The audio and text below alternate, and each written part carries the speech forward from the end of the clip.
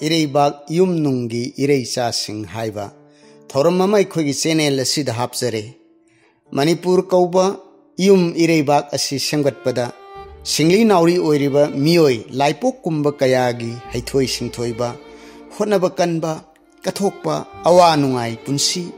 मखोगी वारी सिंह खंगमिन्नबगी यामना मथौ तारकली थौरम असिगे अहानबा सरुक्ता खंगमिन्नसी मियामना थोयने हेना पामनख्रबा पामनरिबा पामनदुनता लैरगदबा अखोगी मियामना सिजिन्नरिबा रानी फी मसिबु पुथोकलंबी जुंखाम रानी की पुंसी अमदी महाकी थबकसिंग वारी सिंह असिबु खोमजिनबिबा अमदी इथोकपिरिबना सनसम बीरेंद्र सिंह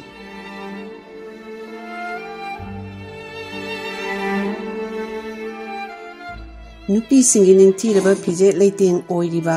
मखल मखा कयागी खुटना योंखमदा हत्तुना साबा फिरोल सिंह निंगसिंगबा थोकद्रबा मतमदगी लमदम सिदा सेटना इनरकली अनि सुबा सही चादा पालंबा मैदिंगो नोंदा लाइरेन पाखंबगी मचा मैतै निंगथौ खुयोय तोंपोकी मतमदगी सुना खंदुना मयेक मसोन थोकतुना फी साबा हौखिबी वारी ले मतमदुदा खुटना नाइबा लसिंगी अमदी काब्रंगी लंखक्तमक सिजिन्नरगा सेटना इन्नबा फिरोल ख्वांग इयोंग हाइबदी लोइना लुमदा तिंगदुना सानरमी इंग लिसिंग अमगा सुपना हुमफुद्रा मरीदगी इंग लिसिंग अमगा चामगा तरानिथोय फावबा पालंबा मैदिंगो लोयामबगी मतमदा पांग इयोंग पांगयोंगदा फी साबा हौखी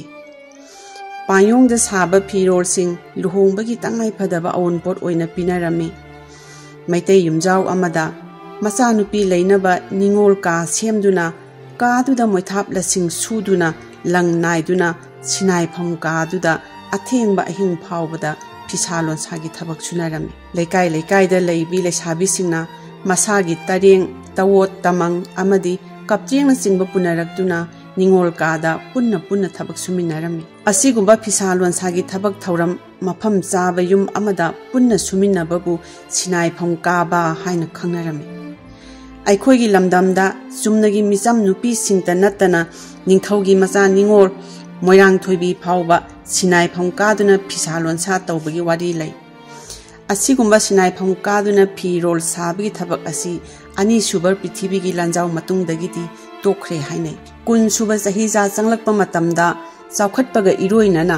मिलना चिंगबदगी पुथोकपा अकुप्पा लंगलासिंग सिजिन्नदुना अखोगी लमदमदा नाटकी ओइना सिजिन्ननबा फिरोल कया पायोंगदा खुटना हत्तुना साबा हौरखी थाइना मिरोल कयागी ममांगदगी फिसालोन सागी लमदा हैथोई सिंथोइरबी लायोय ख्रबी इबोक इबेन कयागी सदा नौदा ओइना लमदम सिदा पोलखिबी मैतै नुपी सिंगना ख्वांगदा इयोंगदा अमदी फिसा कोना चिंगबदा चुमनगी सेटना इनबगी इचम चमना साबता नत्तना सुना थरा कोतुना खोनेट कांगदुना मखल मखा कयागी पांगंदेम सिजिन्नदुना खुटना हत्तुना हई लै उचेक वया सा ngaना चिंगबगी मसक मवोंग माना सादुना आर्टिस्टिक टेक्सटाइल की हैंडीक्राफ्ट्स की फजरबा फिरोल सिंग सानरी असिगुंबा फिरोल सादुना लमदम सिदा नुपी कयाना पुंसीगी हिंगनबगी लंबी ओइनरी मणिपुरबु मालेमदा सक्ताकली लेपाक मियामना सखंगनरबी मागी ममिंग तादबा लेत्रबा महाक मसादगी मागी पोथोकना हेना यांगना ममिंग चतख्रबी इचू ताबी लंबा लेतना फजरबा मखल मखा कयागी सेना इन्नबा फी पुथोकपी चुंखाम रानी इंग लिसिंग अमा चमापन कुंछानी थोइदा चुंखाम तोलेन अमदी चुंखाम थंबागी मचानुपी ओइना वांखै लौरेमम लेकायदा ताइबंगदा खोंदारखी अकक्नबा मथौ अमा पांथोकनबा मालेमदा थारकपनी हाइबा यारबी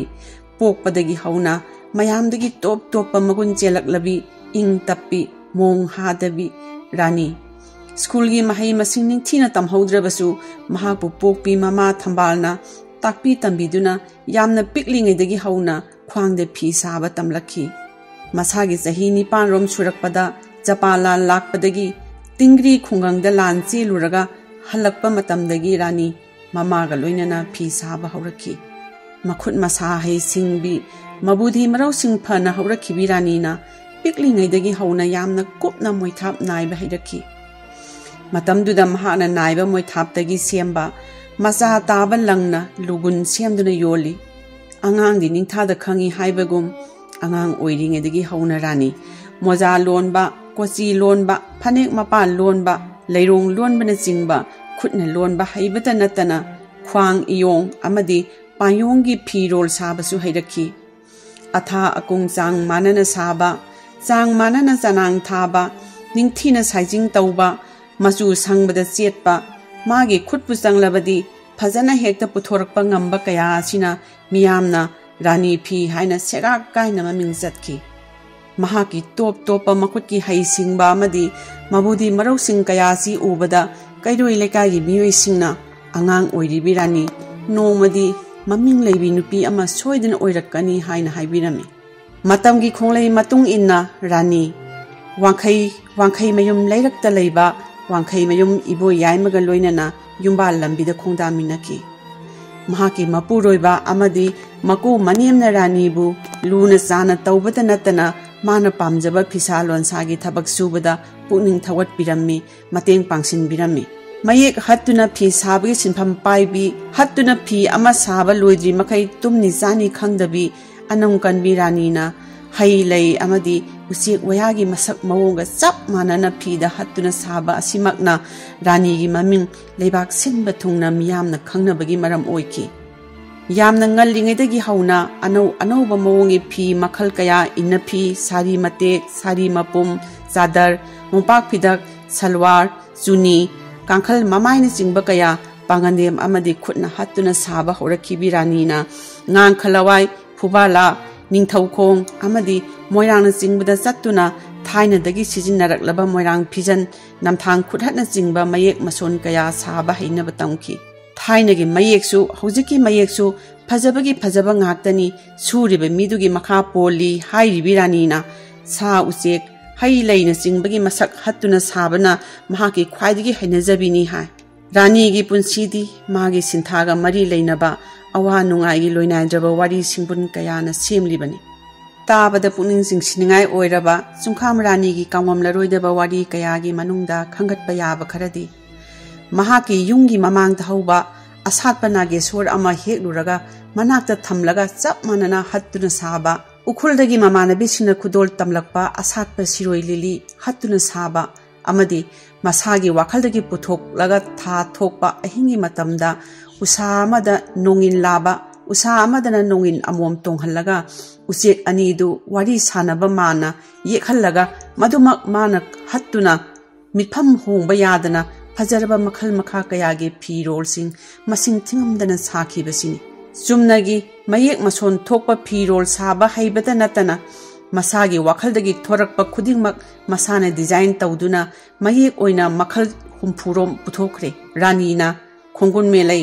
thambal nagesor angur charong nga mamai juba kusum wahong khagi lehau kundo kwaklei singthrau sajik thaba takhelei taj mahal usik waya amadi hai leina jingba kayagi masak mawong sing hattuna sabada mahaki oina top topa ama yawbasina yamna aduki matik miyamna pamne ariba matamgi mahakna hattuna saba phi singdi waikhu matha lamthang khudhat kanap phiban luhong phijin ningkham mayek salai mayek langam phi thakan mayek leina khamen chatpa samjin asina singbani sarkar gi thabak natrabasu subu suninglabadi paisa adumak thoi haibi phi sabda thawai tajabi wangkhai gi chungkham rani na English ama jamapan humphudra mapan dagina marphuda muga phi lakyen taibida sana masuna lamthang khuthat hatpa phi gi sample ama thagatpada Commerce and Industries Department na khuthai bisingbu pukning thogatpa oina raija gi thakta piba khwaidagi athoiba state award phangduna maming leirabi laipok kumlabi khuthai bi rani gi magun khakhen hengatki mugalang ang yongtaga punsi chupa loina duna ta laklabi lamdam sigi phisabi singi guruni haiba yarabi rani phi puthokpi chungkham rani na karigumbada numidangi matamda magi inkolda hauriba hainau amadi malhai pambi singi manakta panyong thamduna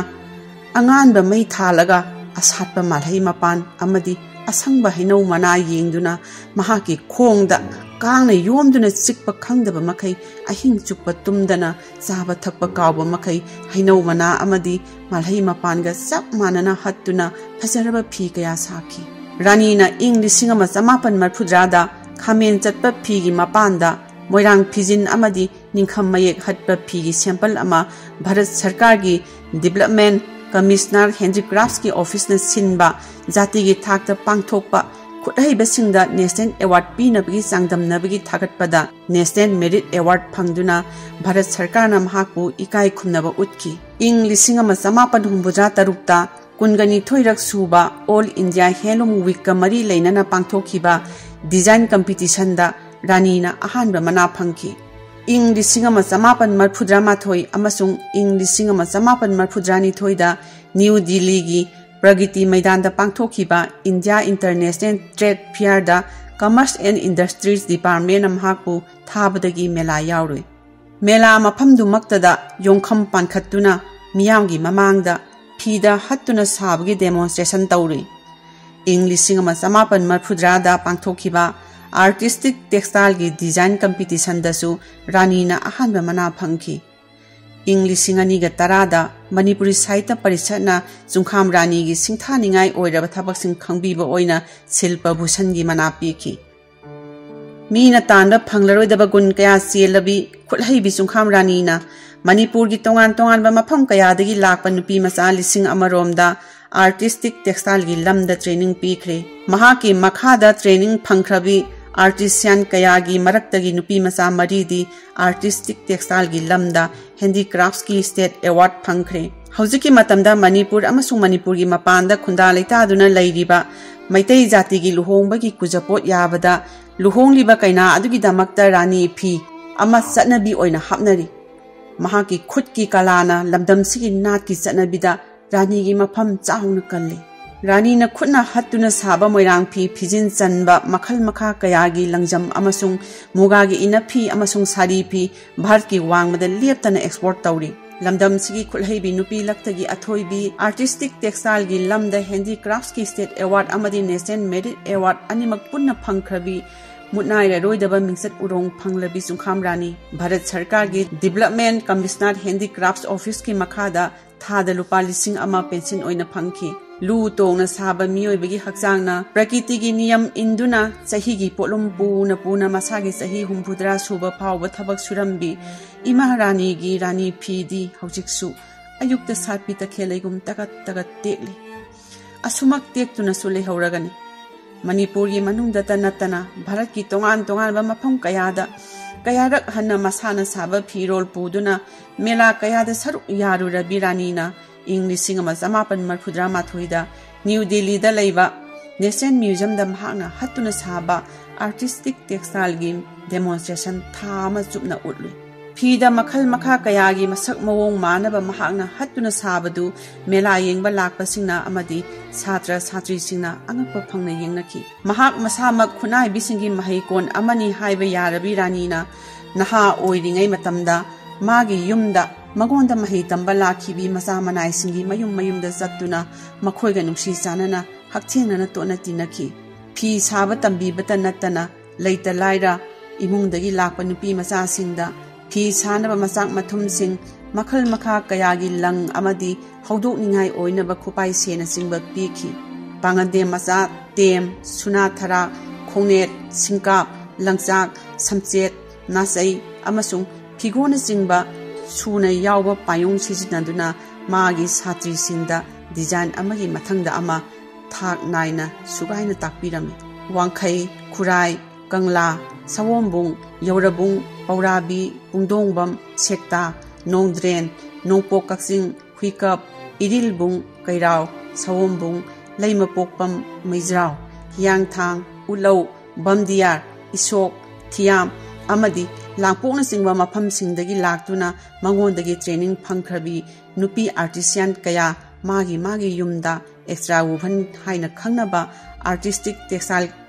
Khudna हत्तुना मयेक mason थोकना फी साबगी सिंथा पाइदुना लेप्तना सेंदा लंबी फंगनरी yum Puneri मचा मसु मही मसिंग तमहल्ली रानी फी पुथोखिबी खुदहैबी जुंखाम रानी की पुंसीदी यांगंगबी तुरेलगुंबा नत्ते लाइजे इसिंग चोना निक निक लाउना लैरबा अचौबा Pukhri अमगुंबदी अहिंगी मतमदा तगुप तरेंग गानबा थवान मिचाकुंबा नत्ते ताइबंगदा अहिंगबा मंगागी येलिबा mapung pharaba purnimagi thajagumbani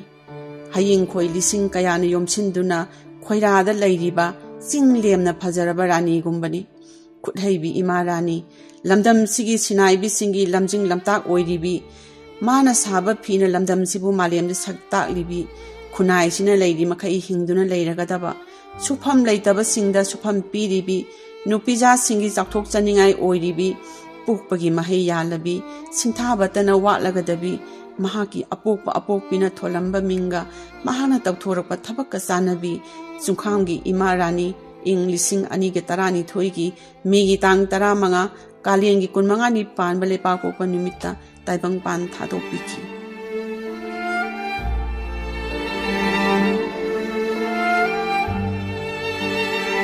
ꯑꯩꯈꯣꯏꯒꯤ ꯑꯅꯤꯁꯨꯕ ꯈꯨꯗꯣꯜ ꯃꯇꯝ ꯉꯥꯏꯕꯤꯌꯨ ꯑꯊꯨꯕ ꯃꯇꯝꯗ ꯃꯤꯌꯥꯝꯗ ꯂꯤꯗꯨꯅ ꯇꯥꯍꯟꯖꯔꯒꯅꯤ ꯂꯤ ꯋꯥꯒꯤ ꯆꯤꯡꯗ ꯍꯧꯔꯤꯕ ꯎ ꯑꯃꯗꯤ ꯂꯤꯒꯤ ꯄꯣꯠꯊꯣꯛꯁꯤꯡꯅ